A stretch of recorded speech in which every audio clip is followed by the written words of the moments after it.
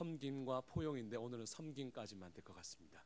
그래서 함께 또 은혜를 나누도록 하겠습니다. 한번 앞뒤좌우로 살피시면서 인사하시겠습니다. 사랑하고 축복합니다. 인사하시겠습니다. 예, 사랑하고 축복합니다. 본래대로라면 50장까지 다 봐야 합니다만 오늘 시간 제가 계산을 해보니까 꽤 많이 걸릴 분량일 것 같아서 좀 나누어서 하려고 하고, 사실은 의도한 건 아닌데 오늘 우리 학신의 시간 때 이제 보였던 영상이 오늘과 조금 연관이 되는 영상입니다. 저는 이걸 계산하고 온 건 아닌데 이거 함께 나누면 좋겠다. 오히려 아이들도 굉장히 도전을 받았긴 했지만 오히려 여러분들에게 더 많은 도전이 되겠다 싶어서 우리 선생님들은 보셨지만 함께 또 후반에는 또 영상을 통해서 함께 말씀으로 살아가는 삶이 이런 것이구나 라고 하는 것을 한 본보기를 통해서 좀 나눠보려고 합니다. 오늘 본문은 지난 본문과 연결이 됩니다. 우리가 지난 본문에서 변화산에 따라가지 못한 그 9명의 제자들이 귀신 들린 아이를 고치지 못하는 사건을 우리가 살펴보았습니다.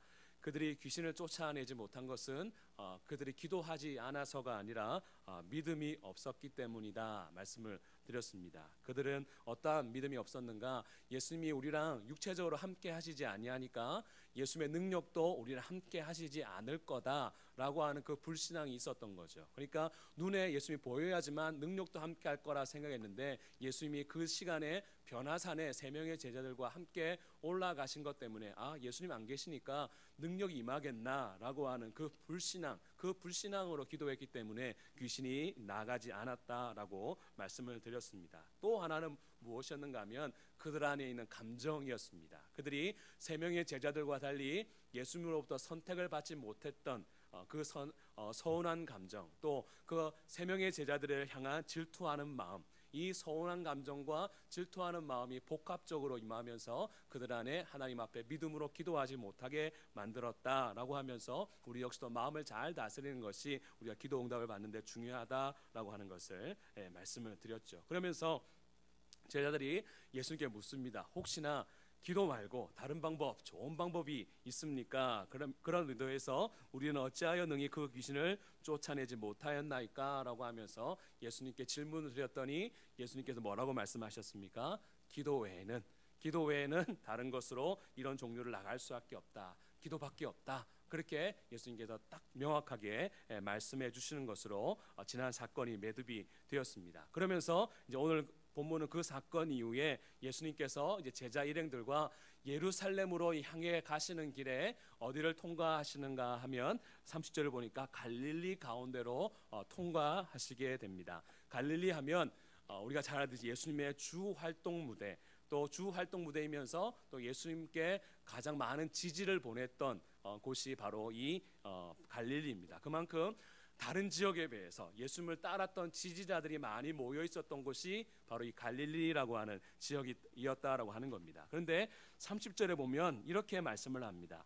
그곳을 떠나 갈릴리 가운데로 지날새 예수께서 아무에게도 뭐라고 말하고 있죠? 알리고자 아니하시니, 그렇게 말합니다. 그러니까 이 말입니다. 예수님이 마음만 먹으면 제자를 시켜서 얘들아 우리 여기 갈릴리에 좀 쉬었다 가자, 좀 사람들한테 가서 좀 부탁 좀 해봐라. 그러면 예수님이 좀 쉬려고 합니다, 여기서 머물시려고 합니다. 그러면 그 갈릴리 지역에는 어떠한 사람들이 많았다는 겁니까? 어서 오십시오, 서로 다투어가지고 앞다퉈서 예수님 우리 집에 오셔가지고 좀 쉬다 가십시오 라고 그렇게 영접할 만한 사람들이 그 갈릴리 지역에는 많이 있었다라고 하는 겁니다. 그런데 예수님께서 어떤 이유에서인지는 모르겠지만 예수님께서 그 갈릴리를 머물지 아니죠. 곧장 그곳을 통과하셨다라고 하는 거죠. 무슨 의도가 있으시다라고 하는 겁니다. 그 이유를 31절에서 찾아볼 수 있는데요. 31절 말씀을 함께 읽어보시겠습니다. 시작. 이는 사람들의 손에 넘겨져 죽임을 당하고 죽은 지 3일 만에 살아나리라는 것을 말씀하셨기 때문이더라. 아멘. 그러니까 예수님께서 그곳에 아무에게도 알리지 않고 그 갈릴리를 통과하신 그 이유는 무엇인가 하면 그곳에 머무는 것보다, 그곳에서 휴식을 취하는 것보다 더 중요한 일이 있었는데 그것이 무엇인가? 방금 읽었던 그 31절입니다. 31절에 좀 요약해서 말하면 이것입니다. 제자들에게 무엇을 가르치는 거죠? 예수님의 십자가와 부활을 가르치기 위해서 예수님께서 오히려 그 쉬는 것을 마다하시고 그곳을 곧장 지나가셨다라고 하는 것을 밝히고 있는 겁니다. 그만큼 이제 예수님께서 예루살렘으로 향하여서 고난을 당하러 이제 가시는 그 길에 제자들에게 꼭 가르치고 싶으셨던 것이 무엇인가 하면 바로 예수님의 십자가와 부활. 우리가 지난 본문에서 보았지만 예수님께 제일 먼저 그 이야기를 하셨던 곳이 가이사랴 빌립보에서 베드로의 고백을 딱 받고 나서 예수님께서 십자가와 부활을 가르치고 나서 두 번째로 바로 이 곳에서 바로 그 길 가운데 가다가 바로 예수님께서 그들에게 예수님의 십자가와 부활을 가르치셨다라고 하는 겁니다. 그런데 문제는 그 제자들이 예수님의 그 말에 대해서 이해를 하지 못했다라고 오늘 본문은 이제 우리에게 말하고 있습니다. 그래서 이제 그렇게 이제 갈릴리를 통과하신 후에 33절에 보면 예수님께서 어디에 이제 거하시는가 보니까 가버나움이라고 하는 그 집에, 그 지역에 어떤 집에 예수님께서 이제 머무시게 됩니다. 그리고 제자들한테 물어보시죠. 너네들 길에서 토론하던데 무슨 내용이냐? 그렇게 예수님께서 질문을 하십니다. 말은 토론이고 실제는 뭐겠습니까? 싸우대? 왜 싸웠냐? 물으시는 거죠. 예수님 알고 물으시는 겁니다. 이 인간들 또 싸웠구만. 누가 크냐? 알고 물으신 겁니다. 그랬더니 제자들이 대답을 못합니다. 왜요? 자기들이 잘못한 걸 알고 있었기 때문에. 왜요? 누가 크냐? 네가 크냐? 내가 크냐? 이제 그렇게 티격태격 싸웠다라고 하는 것을 이제 말하고 있습니다. 제가 지난번에 말씀드렸듯이 두 가지 이유가 있습니다. 왜 그들이 크냐, 누가 크냐 싸웠는가 하면 지난주 본문과 연관돼서는 이겁니다. 9명의 제자들과 또 변화산에 갔다 온 3명의 제자들이 이제 싸운 거죠.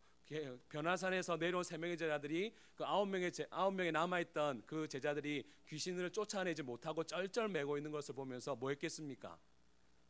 야, 너는 그것도 못하냐? 그랬지 않았겠습니까? 그러니까 9명의 제자들이 뭐 했겠습니까? 그래, 너네 잘났다? 그러면서 이제 티격태격 싸우는, 누가 크냐 한번 싸워보자, 이제 그런 정황으로 이제 이어지는 겁니다. 또 하나의 이유는 무엇인가 하면 이제 예수님께서 지금 예루살렘으로 가십니다. 그러니까 제자들의 마음에는 이제 예수님이 이제 왕으로 하실려나 보다, 로마 몰아내고 왕이 되실려나 보다. 그러니까 이제 예루살렘 들어가면 자기도 뭐 할 거라 생각하는 겁니까? 한 자리씩 차지할 거라고 한 생각 때문에 그래 한번 해보자. 그러면서 이제 권력 다툼이 이 안에서 이제 일어나게 된 거죠. 바로 그걸 가지고 이제 그들이 티격태격 한 겁니다.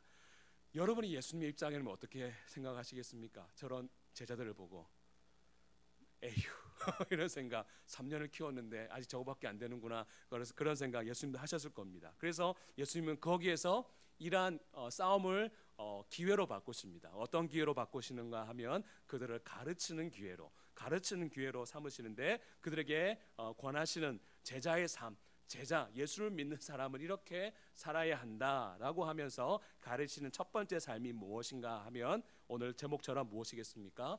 섬김의 삶이다. 예수님의 제자는 섬길 줄 알아야 한다라고 하면서 그 섬김의 삶을 예수님께서 가르쳐 주셨다고 하는 겁니다. 우리 35절 말씀 함께 읽어보시겠습니다. 35절입니다. 시작. 예수께서 앉으사 12제자를 불러서 이르시되 무사람의 끝이 되며 무사람을 섬기는 자가 되어야 하리라 하시고. 아멘. 여러분, 하나님 나라에서 1등이 되고 싶으십니까? 별로 안 되고 싶으신가 봅니다. 하나님 나라에서 1등이 되고 싶으십니까? 아멘. 그러면 어떻게 하면 됩니까? 섬기면 됩니다. 섬기는 자가 하나님 나라에서는 1등이다, 첫째다. 그렇게 예수님께서 말씀을 하시죠. 세상은 안 그렇습니다. 세상 나라는 어떻게든 높아지는 것이 1등이고 첫째다 그렇게 말하지만 하나님 나라의 가치, 하나님 나라의 그 기준은 무엇인가 하면 바로 섬기는 자가 바로 하나님 나라의 1등이다. 특별히 어떻게 끝에서 섬기는 자가 바로 하나님 나라의 첫째다. 그렇게 말씀을 하시고 있는 겁니다. 이걸 이야기하면 애들은 굉장히 좋아합니다. 왜 좋아하겠습니까? 야, 꼴찌해도 되는가 보다. 꼴찌하면 내가 다른 친구들 도와주는 거구나. 그렇게 생각하는데 그런 의미가 아니죠. 우리가 할 수만 있으면 우리가 최선을 다해서 정당한 방법으로 높은 자리에 올라가는 것, 또한 1등 하는 것, 우리 예수 믿는 사람에게서 굉장히 중요한 겁니다. 그런데 그렇게 하기 위한 목적이 중요하다라고 하는 거죠. 우리가 왜 1등을 하고 돈을 많이 벌고 출세해야 합니까? 무엇하기 위해서지요? 그렇죠. 섬기기 위해서 우리가 1등도 하고 돈도 많이 벌고 출세도 해야 된다라고 하는 그 기준이 바로 우리 예수 믿는 사람에게 있어야 한다라고 하는 겁니다. 바로 그런 의미에서 우리가 하나님 나라 1등 되기 위해서는 그냥 무작정 내가 못 살거나 공부를 못해서 꼴찌에 서면 그게 1등 되는 것이 아니라 내가 최선을 다하는 그런 상황 가운데서 내가 인생의 목적을 섬기기 위한 삶, 섬김의 삶을 살아가려고 하는 그 삶을 살아갈 때에 바로 하나님 나라에서 1등이 된다라고 하는 그것을 예수님께서 가르쳐 주시고 있는 거죠. 그래서 우리가 흔히 잘하는 말로 이렇게 말하죠. 한번 따라해 보시겠습니다. 배워서 남주자, 돈 벌어서 남주자. 그게 바로 우리 그리스도인들이 가져야 될, 예수님의 제자들이 가져야 될 가치관이고 생각이다라고 하는 것을 바로 우리에게 말씀을 하고 있는 겁니다. 그런데 이 말씀을 들었던 제자들은 선뜻 이것이 이해가 잘 안 된 것 같습니다. 그리고 이렇게 살면 뭔가 우리가 인생 가운데 패배자가 되지 않을까, 낙오자가 되지 않을까, 그런 생각을 했던 것 같습니다. 그래서 예수님께서 그들에게 좀 더 쉽게 설명해 주기 위해서 실물 설교를 하시죠. 누구를 데리고 옵니까? 어린아이 하나. 어린아이를 데려와가지고 가운데 세우고 예수님께 그를 안으셨다, 그렇게 말하죠. 안아가지고 제자들한테 그렇게 설명을 해 주십니다. 한번 우리 37절 말씀도 함께 읽어보시겠습니다. 37절입니다. 누구든지 내 이름으로 이런 어린아이 하나를 영접하면 곧 나를 영접함이요, 누구든지 나를 영접하면 나를 영접함이 아니요 나를 보내신 이를 영접함이니라. 아멘. 여기서 굉장히 중요한 공식이 나오죠. 그렇죠? 예수님을 어린아이를 영접하는 걸 누굴 영접하는 겁니까? 예수님을 영접하는 겁니다. 그리고 예수님을 영접하는 것은 누구를 영접하는 거죠? 예수님을 보내신 하나님을 영접하는 겁니다. 그러니까 중간에 똑 떼면 어린아이를 영접하는 것은 누구를 영접하는 것과 연결이 되나요? 그렇죠. 하나님을 영접하는 것. 하나님을 영접하는 것. 그러니까 다른 말로 어린아이와 같은 존재를 섬기는 것은 결국에 누구를 섬기는 것과 똑같은 것이 됩니까? 하나님을 섬기는 것과 같은 똑같은 것이 된다라고 하면서 우리가 하나님을 섬긴다라고 할 때 예배라고 할 때 그 예배와 같은 똑같은 가치가 있는 것이 무엇인가 하면 바로 우리가 어린아이와 같은 연약한 자, 약한 자를 섬기는 것, 바로 그것이 바로 하나님께서 원하시는 그런 삶의 모습이다라고 하는 것을 우리에게 가르쳐 주시고 있는 것입니다. 그래서 예수님의 제자에게 있어서 반드시 나타나야 될 삶이 무엇인가라고 했을 때 바로 섬김의 삶, 섬김이 바로 예수님의 제자에 나타나야 될 삶이다라고 하는 거죠. 이때 어린아이는 실제적인 어린아이도 포함이 됩니다. 어린아이도 포함되고 그 어린아이 같은 존재를 다 말할 수 있죠. 물론 요즘에는 학생 인권 조례 이렇게 해서 학생들이나 어린아이들의 인권들이 예전보다 많이 향상되어져 있는 시대를 살아가고 있습니다만 이전같이 아마 여기 나이 많으신 70, 80 되신 분들 그 당시만 해도 그렇죠? 어린이에 대한 그런 개념들이 많이 약했습니다.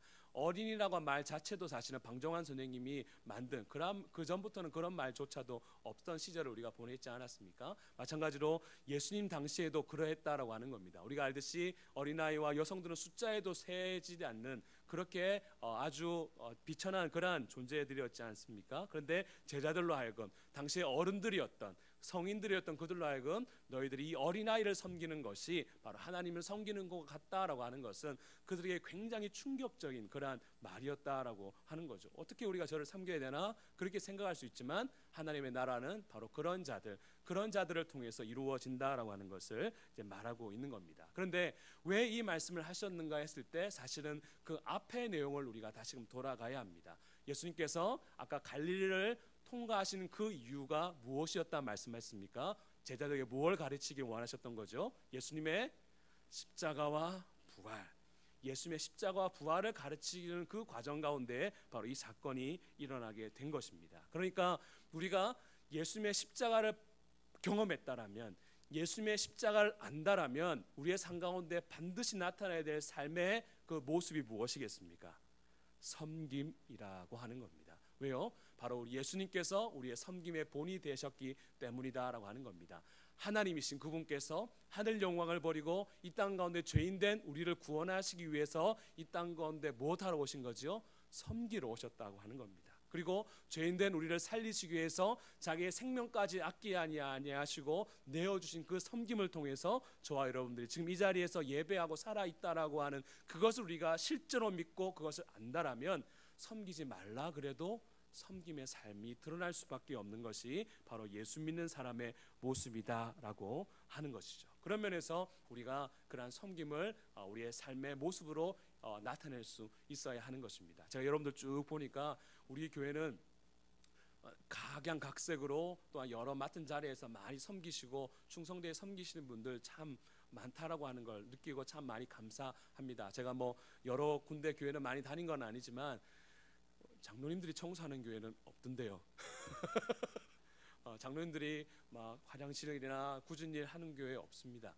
어쨌든 뭐 감독자의 자리에서 그게 뭐 나쁘다는 게 아니라 그렇게 하는 경우가 참 많고 또 여러 가지 그렇게 하는 경우가 많지 우리 교회처럼 그렇게 하시는 경우 참 보기 드뭅니다. 그러니까 이런 섬김의 모습들이 있으니까 자연스럽게 그 모습들이 흘러가고 있는 것, 바로 그것이 하나님 나라를 갖추고 또 하나님이 기뻐하시는 그러한 모습들이다라고 하는 것이죠. 그래서 우리가 가져야 될 것이 무엇인가 하면 우리가 첫째 되는 것, 그거 필요할 수 있겠지만 그러나 그것이 우리의 목적이 아니라 우리는 섬기기 위해서 부름받은 자리고 섬김을 위해서 주님께서 우리를 위해서 십자가에 달려 죽으셨다라고 하는 그 사실을 우리가 깨닫는다라면 우리의 삶 가운데에 이러한 섬김의 모습이 나타나야 될 줄로 믿습니다. 그래서 한번 이러한 마음으로 우리가 살아서 좋겠는데 제가 이 설교를 준비하다가 시 하나가 생각이 났습니다. 굉장히 긴 시입니다.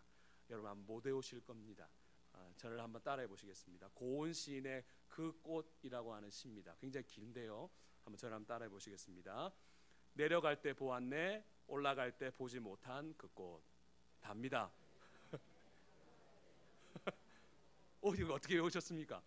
제가 다시 한번 해보겠습니다. 내려갈 때 보았네, 올라갈 때 보지 못한 그 꽃. 예, 이게 시의 전부입니다.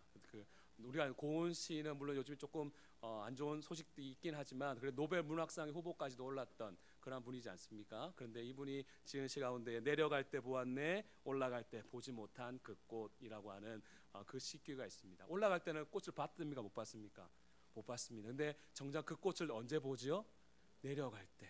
그러니까 우리가 아둥바둥 열심히 살아가다 보면 봐야 될 것을 못 보는 경우가 참 많이 있습니다. 근데 막상 내 인생의 후반전에 내 인생에 이제 겸손해져 내려갈 수밖에 없을 때 뭐가 보였다는 겁니까?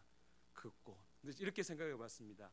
내려갈 때 보았네, 올라갈 때 보지 못한 그 주님. 이렇게 생각을 한번 해보았습니다. 여러분, 우리가 높아지려고 애를 쓰면 누가 안 보이겠습니까? 주님이 안 보입니다. 그런데 우리가 낮은 자리로 내려갈 때에 주님을 닮아서 섬기는 자리에 내려갈 때에 그곳에서 누구를 볼 수 있을까요? 예수님을 볼 수 있게 되어 있다라고 하는 겁니다. 왜냐하면 우리 주님은 높은 곳에 계신 분이 아니라 우리와 함께 낮은 곳에 계신 분이 바로 우리 주님이시기 때문이다라고 하는 거죠. 그래서 우리가 살아야 될 삶이 무엇인가? 섬김의 삶이다라고 하는 것입니다. 그래서 오늘 한번 영상을 하나 보겠습니다. 한 20분 정도 될 것 같습니다. 왜 이분을 제가 생각했는가 하면 이번 주 인간극장에 나오셨더라고요. 아실 겁니다. 그래서 제가 인간극장 본 건 아니고 인터넷에 보니까 이분이 인간극장에 나왔는데 제가 이분을 옛날에 본 기억이 있어서 그 영상을 가지고 왔습니다. 한번 보시고 특별히 인생의 후반전을 사랑하시는 여러분들, 저와 여러분들에게 또 생각하게 만드는 그런 부분이라 생각이 들어서 잠시 이분의 삶을 나누면서 이것이 불가능한 것이 아니구나, 섬김의 삶이 어려운 것이 아니구나 라고 하는 것을 한번 깨닫는 그런 시간이 되었으면 좋겠습니다.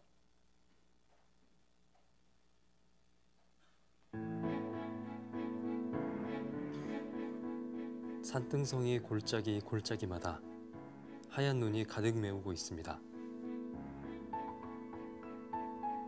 여름 내 흘린 지친 땀을 아는 듯 고요하기만 한 이곳에 인생의 겨울을 맞이하고 있는 사람들이 있습니다. 다리를 잡고 올리면 안 돼. 다리를 잡고 해야 돼. 찬송 더 해요. 그 눈 덮인 산등성으로 퍼지는 노래가 있습니다.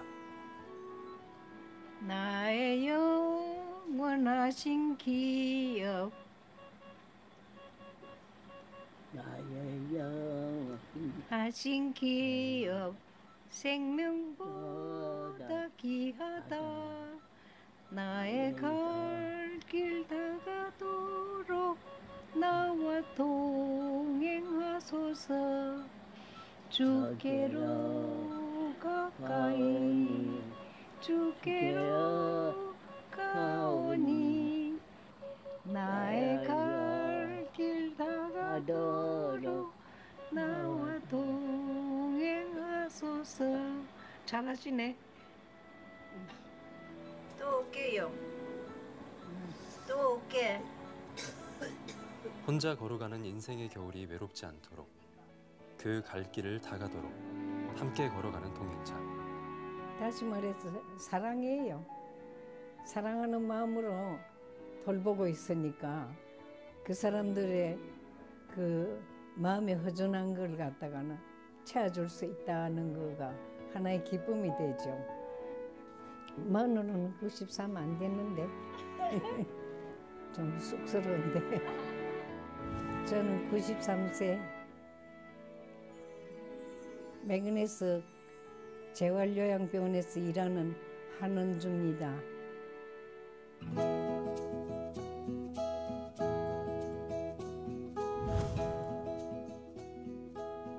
경기도 남양주의 한 요양병원.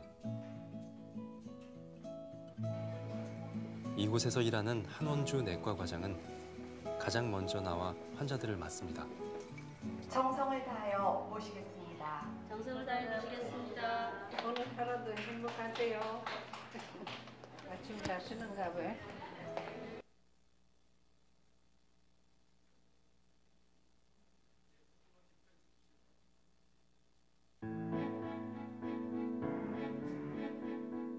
산등성이 골짜기마다 하얀 신앙은 모태신앙이라고 한다든지 하루에 너댓 분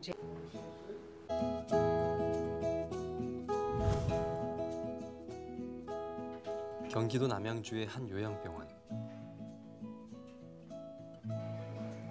이곳에서 일하는 한원주 내과 과장은 가장 먼저 나와 환자들을 맞습니다. 정성을 다하여 모시겠습니다. 정성을 다해 모시겠습니다. 오늘 하루도 행복하세요. 아침 잘 쉬는가 봐요. 안 자셨어? 오늘 아침엔 일찍 나오셨네. 간밤에 잘 지냈냐는 인사로 이곳의 아침이 시작됩니다. 괜찮아질 거예요.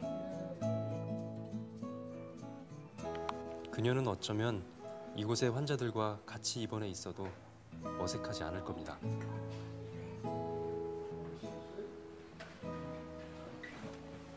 요양병원의 환자들은 대부분 70대 이상. 중증 치매 환자들이 대부분입니다. 식사 잘했어요? 식사는 괜찮게 해요. 다 먹고. 잘했네요. 그래도 열은 없거든요 지금. 열은 다 내려가고. 우리 안 갔니? 좀 크게 쓰세요. 삶의 마지막을 향해 가는 이들을 돌보는 이 의사는 올해로 93살입니다.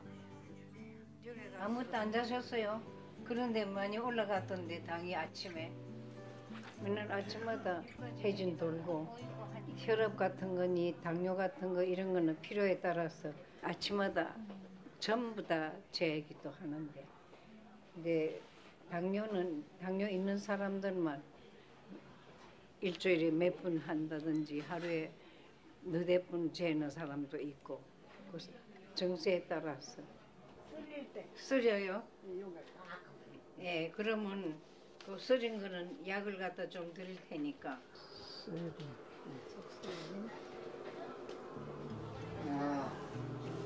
떨리는 손으로 써내려가는 글씨. 조금은 느리더라도 회진도 처방도 직접 합니다. 이렇게 좋아하시네 오늘은. 목사님 말씀도 참 좋아요. 그래, 네. 잘했어요. 그리고 많이 움직여야 돼요. 네. 근데 그녀는 자꾸 이 들어오는 병원에서 시간이 회진 많아서 시간이 가장 오래 걸리는 의사입니다. 환자의 작은 소리 하나도 놓치지 않으려 하기 때문입니다. 이 회진은 끝나고 이제 입력을 시켜야 된다고. 입력시키러 가요. 예. 오전 회진이 끝나고 한원주 내과 과장은 컴퓨터 앞에 앉습니다. 내가 오른손이 떨리기 때문에 이 왼손이 안 떨려서 왼손 가지고 좀 도와야 돼.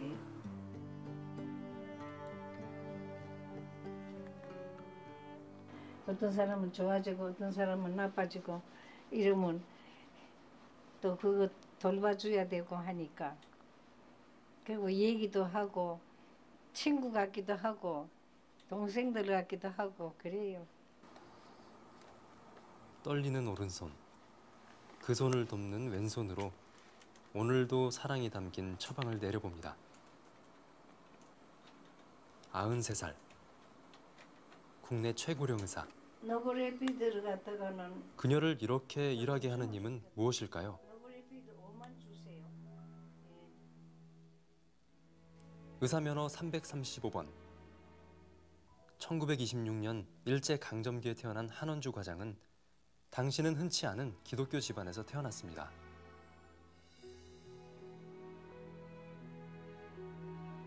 어릴 때 요만할 때부터 하나님이 세상을 이처럼 사랑하사 독생자로 주셨으니 우리 할머니가 그걸 갖다가 우리가 말 겨우 외우려고 할 때 가르치더라고. 우리 할머니가 굉장히 열심으로 믿었다고. 독립운동가이자 의사였던 아버지의 영향으로 해방 후 경성여자의학 전문학교를 졸업하고 한국의 335번째 의사가 됐습니다.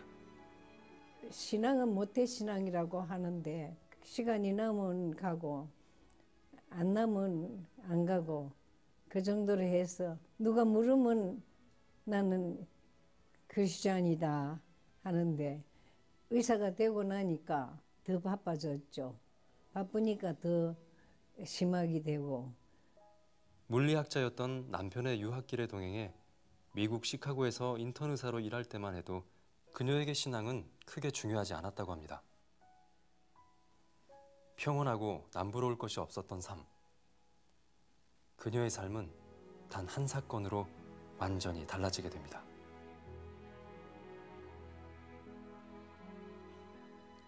남편 죽는 거가 내가 겪은 제일 충격적인 내 삶에 있어서 제일 충격적인 사건이었지. 이제 남편이 죽고 나니까 아 이게 아니다. 내 생활이 뭐가 잘못됐구나 하는 생각이 들면서 그때 사실 주님을 영접했다고 할까. 그래가지고서는 나 같은 죄인 살리신 그 찬송을 갖다가 아주 입버릇처럼 하게 되더군요. 53살. 갑작스러운 남편의 죽음으로 붙잡게 된 하나님. 하나님은 새로운 사명의 길로 그녀를 인도합니다. 의료 봉사자로서의 삶. 돈을 버는 수단이었던 의술은 사람의 영혼까지 치유하는 도구가 되었습니다.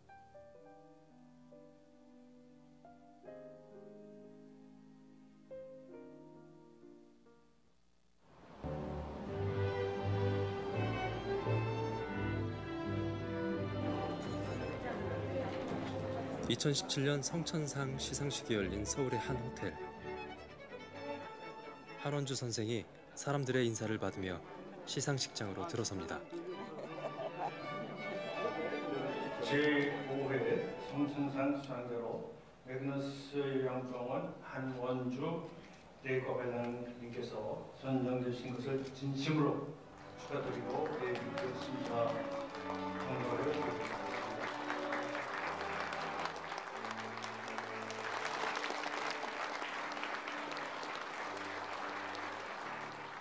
무료 진료를 시작할 때 저에게는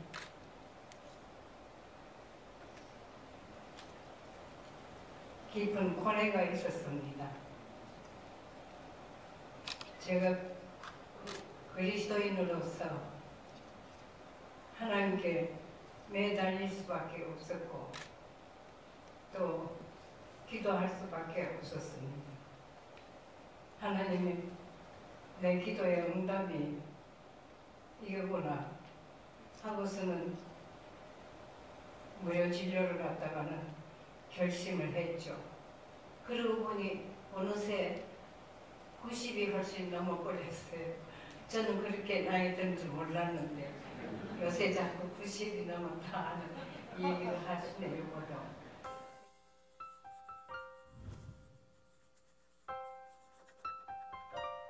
기도의 응답으로 시작한 무료 진료. 그녀는 운영하던 병원도 접고 30년간 전인치유소를 운영하며 가난하고 소외된 이들의 아픔과 함께했습니다. 오늘 환자들이 돈만 없는 게 아니라 마음이 굉장히 아픈 사람들이고 여러 가지 문제가 있는 사람들이 많아서 우리가 약 주고 병만 고친다고 해서 그 사람들이 다 치유가 됐다고 할 수 있겠느냐. 이 사람들 육신과 영혼과 경제적인 면까지도 우리가 돌볼 수 있는 방법을 쓰자. 한원주 원장과 동료 의사들은 환자들의 치료 이후의 삶까지 돕기 시작했습니다. 육체의 병뿐 아니라 우리의 삶 자체를 치유하기 원하셨던 예수님의 방법과 비슷했습니다.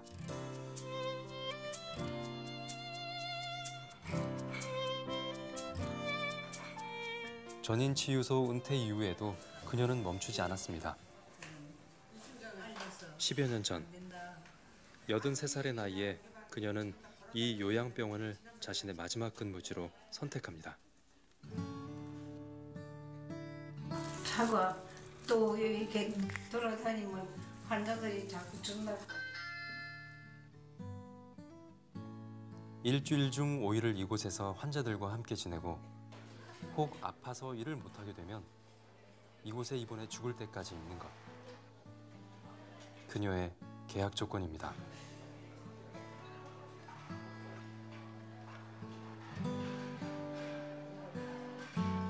처음에 이 병원에 왔을 때 아침에 일어나서 가탱을 이렇게 걷으니까 노란 꽃이 만발하고 있었어요.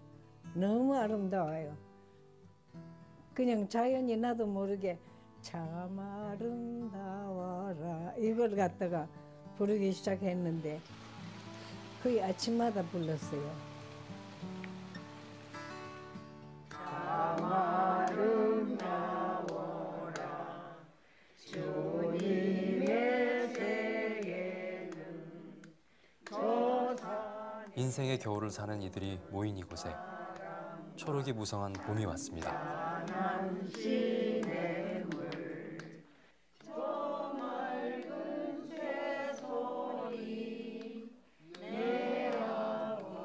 함께 인생의 겨울길을 걸어가는 이들에게 그녀가 남은 생을 봄처럼 살게 하는 방법을 전해줍니다. 우리가 살아남아서 이렇게 얘기도 하고 또 좋은 시간 가지는 거 이거 누구한테 고맙다고 해야 되겠죠? 원장님한테 고맙다 해요. 하나님한테 고맙다고 해야 돼요. 왜? 하나님이 우리한테 그냥 준 게 너무 많아요. 하나님이 참 고맙다, 감사하다 하고 생각하면서 살았어요. 사는 것이다. 하나님 뜻대로 사는 것. 다 하나님이 해주셨다고. 나이가 들면 이제 죽을 거 생각해야지.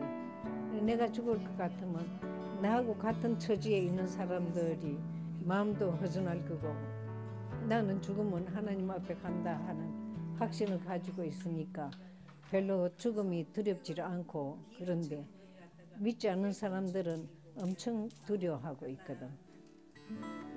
이 사람들한테 전도해야 되겠다 하는 전도가 이게 가장 하기 좋은 데가 여기라.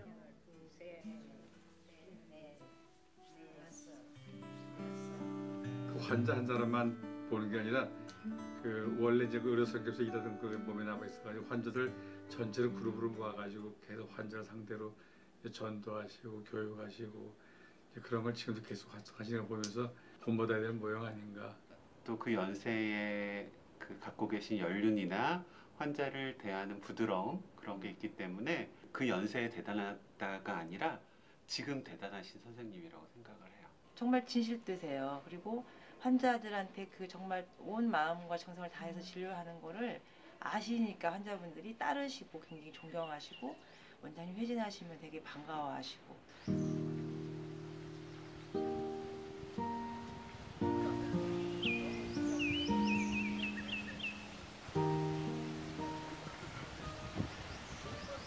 그녀가 자신보다 9살 많은 102살 김태욱 할머니의 병실을 찾았습니다. 안녕. 악수 한번 하세요. 자, 예, 이름 누구세요? 우리 어르신 이름. 귀가 어두워서 귀에다가 갖다 대고 얘기해야 돼. 할머니 이름 뭐지? 102살. 이름. 102살인데. 있어요. 어르신 연고를 다 발랐어요. 자, 요게 김태욱 씨. 김태욱 씨.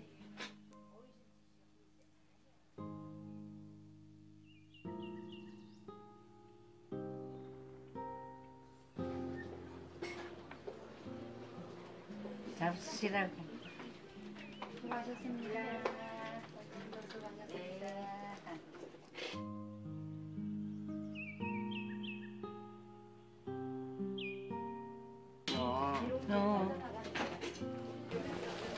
맛있어? 대화는 할 수 없어도 꼭 잡은 손에서 무엇보다 깊은 진심이 전해집니다. 요새는 어떻게 뭐 책도 좀 안 보시고 그러네.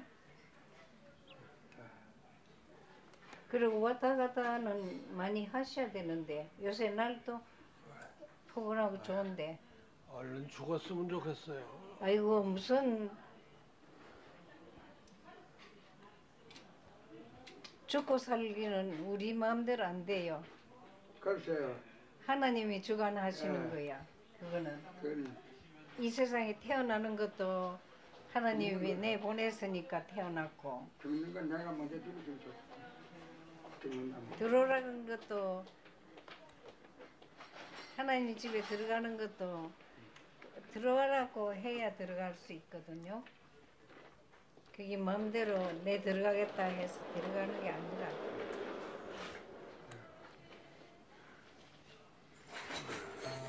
그러니까 믿음 생활 잘 하셔야 돼.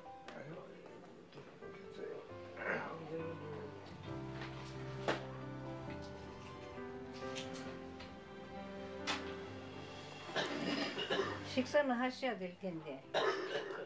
그래도 힘내요. 잘하고 있으니까. 죽고 싶다는 환자의 말에 차마 발길이 떨어지지 않습니다. 죽음을 앞둔 환자들의 마음을 누구보다 진심으로 이해하는 한원주 내과과장. 어쩌면 93살이기 때문에 더 잘할 수 있는 일이었습니다. 오래 사는 거가 다 좋은 거냐? 좋다 나쁘다 소리는 못해도 그래도 생명 있는 동안에는, 살아있는 동안에는 좋은 삶을 살 수 있도록, 기쁘게 살 수 있도록 해주려고 하는 거죠.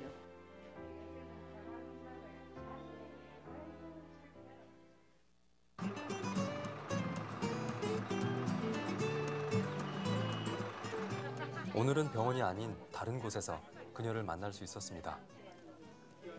남편의 죽음 이후부터 한시도 쉬지 않았던 의료봉사. 90이 넘은 지금도 예외는 아닙니다. 인정은 안 써도 되지만 한 달에 한 번씩 셋째 토요일. 언제인지 정해 있어요. 셋째 토요일. 고령자들을 대상으로 무료 검사를 시행하는 이곳. 간염 검사 해봤어요. 간염 검사. 같은 연배의 눈높이에 맞춰 한 환자라도 더 무료 검사를 받을 수 있도록 긴 시간 묵묵하게 봉사에 임하는 그녀. 한원주 과장. 혈압약을 조금 더 먹었으면 좋겠네요. 지금 선생님 93세시는 저 연세에 저 정도 그 의욕을 가지고 진료할 수 있다는 것은 좀 보기 힘든 거거든요. 그래서 항상 그래서 감사하고 그렇죠. 어르신들 같은 그 연세들 아래이지만 그래도 본인 기준으로 본인 입장에서 아 이렇다라고 자세히 설명해서 더욱더 감사하죠. 여기 175니까 많이 올라가 있어요. 그러니까 어지러운 거예요. 예. 우리 애들이, 우리 어머니는 어디로 그렇게 돌아다니는지 길바닥에서 쓰러지면 어떡하려고 그러느냐 그러면 야 길바닥에서 쓰러지면 그때가 가는 날인데 뭐 그렇게 걱정할 거 있나. 좋은데 왜 그러냐. 내가 좋아서 하는데 아무 소리 말고 입 딱 다물고 있어봐. 내가 못할 때는 그때 갈 때가 되는가 보다 생각해.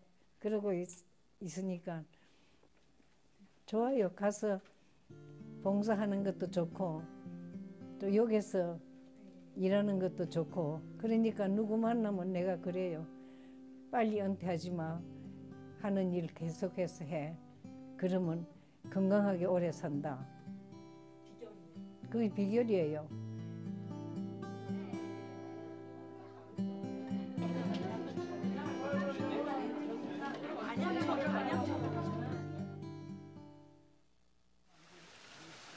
다시 월요일이 찾아오고 그녀의 93번째 봄. 정성을 다하여 모시겠습니다. 레거너스 요양병원에서의 하루가 시작되었습니다. 94번째 봄에도 이곳에서 한원주 가장을 만날 수 있을까요? 일할 수 있는 데까지. 그렇죠. 하나님 허락하신 대로. 오늘도 살아계시고 역사하시는 하나님 아버지 믿음 안에서 주님을 사랑하며 하루 일을 잘 감당할 수 있게 해주시니 감사합니다. 저에게 더욱 굳센 믿음과 지혜와 능력과 건강을 허락해 주옵시고 맡은 사명 잘 끝까지 감당할 수 있도록 성령님께서 인도해 주옵소서. 이곳에서 치료를 받고 있는 모든 환자들을 위해 주님의 그녀는 기도합니다. 오늘도 살게 하시려거든 겨울을 사는 이들과 더 따뜻하게 동행하게 해달라고. 그들의 언 마음에 활짝 핀 봄꽃만 생각나게 하는 따뜻한 동행자가 되게 해달라고. 감사한 거는 딴 거 아니에요. 내가 예수님을 갖다가는 진짜 구주로 영접한 그거밖에는 감사할 게 없다고. 그거가 진짜 내 삶을 갖다가는 완전히 180도로 바꿔줬어요.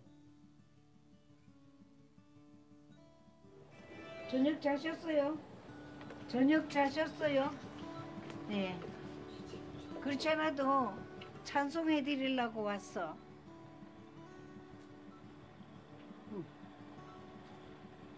찬송해 볼래요, 같이?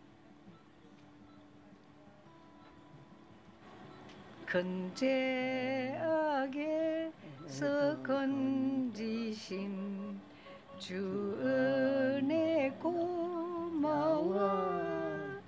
나 처음 믿은 그 시간 귀하고 귀하다. 이제 그 내가 산 것도 네, 마쳤습니다. 주님의 은혜라. 꺼주시면 됩니다. 산등성이 골짜기. 네, 어떠십니까? 한번 여러분들의 삶을 돌이켜 보시고 또 앞으로 내 남은 후반전도 생각해 보시면서 한번 좀 도전이 되셨으면 좋겠다 하는 의미에서 함께 나누었습니다. 93세 밑으로는 늙었다 하지 마십시오. 이해가 되시죠? 우리가 또 섬길 수 있는 그 건강 주시도록 기도해야 될 것 같습니다. 한번 이 시간 기도할 때 인생을 100년을 가까이 사신 분의 고백입니다. 제일 잘한 게 뭐랬습니까? 예수님 믿게 된 거. 그래서 한번 이 시간 제가 말하는 것보다 오히려 이런 분들 한마디가 더 힘이 있는 것 같습니다. 예수 믿게 해주신 것 감사합니다. 그렇게 기도했으면 좋겠고, 또 하나는 하나님 앞에서 녹슬어 사라지는 인생이 아니라 닳다가 섬기다가 닳아서 사라지는 우리의 인생이 되도록 도와주옵소서. 그러기 위해서는 필요한 것이 있습니다. 뭐가 필요합니까? 건강이 필요하죠. 그렇죠? 건강이 있어야 됩니다. 그래서 하나님 앞에 목적이 분명하면 하나님 건강 주실 줄로 믿습니다. 그래서 하나님, 내가 섬기기 위해서 건강이 필요합니다. 때로는 재정이 필요합니다. 하나님 은혜를 주십시오. 이런 마음으로 하나님 앞에 우리 일평생 주님 나라 위해 섬기기를 원합니다. 한번 소리 내서도 괜찮고 또 본인에게 주시는 그 마음을 따라서 좀 하나님 앞에 우리의 섬김의 삶을 위해서 함께 기도하시면서 주님 앞에 나아가겠습니다. 주님, 은혜를 감사합니다. 예수님께서 우리를 섬기기 위하여서 이 땅 가운데 오셨습니다. 하나님이신 예수님께서 사람의 몸을 입고 오신 것만 해도 귀한 섬김인데, 우리를 위해서 생명까지 아끼지 아니하시고 우리를 구원해 주실까지 섬기셨습니다. 그 섬김의 은혜를 받은 자가 바로 저희들입니다. 하나님, 그러하기 위해 우리가 우리만을 위해서 높아지기 위해서 살아가는 자들 되지 않게 하시고 이 땅 가운데에서 섬기며 살아갈 수 있는 저희를 될 수 있도록 도와주옵소서. 특별히 우리와 함께 호흡하며 살아가는 이 시대 가운데에 우리 한원주 목사님을 통하여서 하나님 어떻게 섬기며 살아가야 할 것인지 하나님 알게 하시니 감사합니다. 재산 다 내놓고 또한 생명 다 내놓고 또한 그렇게 섬기고 있는 우리 과장님을 통하여서 하나님 우리의 삶 가운데도 하나님을 온전히 섬기며 살아갈 수 있는 저희의 삶이 될 수 있도록 도와주시옵소서. 무엇보다도 하나님 또 섬기기 위하여서 하나님 아버지 때로는 건강이 필요합니다. 때로는 물질이 필요합니다. 하나님 우리의 목적이 분명해지게 하셔서 하나님 아버지 물질이 필요한 이유가, 건강이 필요한 이유가 정말 하나님 섬기고 이웃을 섬기기 위한 것임을 우리가 깨닫고 그렇게 나아갈 수 있는 저희의 삶이 될 수 있도록 도와주옵소서. 하나님, 우리가 이 섬김의 삶을 통해서 우리 주님이 우리의 왕이 되심을 세상 사람들이 알게 하시고 우리가 그 복음의 통로로서 삶을 살아가는 저희를 될 수 있도록 도와주시기를 원하고 기도합니다. 저 높은 자리만을 탐하지 않게 하시고 이제는 내려가서 볼 수 있는 주님의 얼굴을 볼 수 있는 저희들 될 수 있도록 은혜 허락하여 주시옵소서. 여기에 모인 우리 모든 어르신들 주님 붙잡아 주시고 늘 강건케 붙잡아 주셔서 주님 오실 그날까지 섬김의 사명을 잘 감당할 수 있도록 특별히 노년에 있는 어르신들 붙잡아 주시기를 원하고 기도합니다. 주님께서 동행하여 주시고 특별히 큰 어려움 당하지 않도록 우리 하나님께서 함께하여 주시옵소서. 주님 함께하여 주옵소서. 주님, 오늘 말씀을 통하여서 예수님께서 그렇게 가르치고 싶으셨던 것, 예수님의 십자가와 부활을 깨닫게 하신 것 감사합니다. 그 예수님의 십자가 안에는 섬김의 모습이 있었습니다. 하나님이신 예수님께서 하늘 영광 버리고 이 땅 가운데 사람의 몸을 입고 오신 것만 해도 큰 섬김인데, 우리와 같은 죄인들을 위하여서 생명까지도 아끼지 아니하시고 십자가에 생명을 내어주신 큰 섬김을 우리에게 본으로 보여주셨습니다. 그 은혜를 아는 자가 어떻게 섬기지 않을 수 있겠습니까? 하나님, 우리가 예수 믿는 사람으로서 예수님의 제자로서 우리의 삶 가운데 예수님처럼은 되지 못한다 할지라도 이러한 섬김의 삶을 나타내는 우리의 모습이 될 수 있도록 도와주옵소서. 하나님, 섬김을 살아가기 위하여서 또 우리의 함께 호흡하는 이 시대의 한 인물을 볼 수 있도록 또한 우리에게 은혜 주신 것 감사합니다. 하나님, 우리 한원주 과장님처럼 주님 부르신 날까지 이 섬김의 사명을 잘 감당하고 먼저 하나님 잘 섬기게 하시고 또한 그 섬김의 은혜를 가지고 또한 이웃을 잘 섬기며 살아갈 수 있는 우리 모든 성도들 될 수 있도록 도와주옵소서. 하지만 이 섬김의 사역을 감당하기 위해서 때로는 건강이 필요하고 때로는 물질이 필요합니다. 하나님, 우리의 인생의 목적이 섬기기 위한 것임을 이 시간 고백하고 결단하오니 하나님, 우리의 그 목적에 따라서 건강과 물질을 허락하여 주셔서 우리가 주님 나라 위해서 닳고 닳도록 또한 헌신하며 나아갈 수 있는 저희들 될 수 있도록 도와주옵소서. 특별히 노년에 있는 우리 어르신들 붙잡아 주시고 하나님, 이제 그냥 주님 앞에 갈 날만을 그냥 바라보는 거 필요합니다만 그것으로만 끝날 것이 아니라 주님 부르시는 날까지 내 할 수 있는 바 정말 섬김의 그 모습을 행해 나아갈 수 있는 우리 어르신들, 그래서 그 어르신들의 모습을 보고 우리 후손들이 정말로 본받으며 살아갈 수 있는 그런 많은 어른들이 나타날 수 있도록 은혜 허락하여 주시옵소서. 감사드립니다. 예수님 이름으로 기도하옵나이다. 아멘. 우리 주 예수 그리스도의 은혜와 우리 하나님 아버지의 무한하신 사랑과 성령 하나님의 교통하시고 충만하심의 역사가 우리 예수님을 본받아서 이 땅 가운데 섬김의 삶을 통하여 예수님의 제자됨을 나타내길 원하는 우리 모든 성도들과 성도들의 가정과 우리 원래 교회 위에 이제로부터 영원토록 함께 있을지어다. 아멘. 아멘. 주님.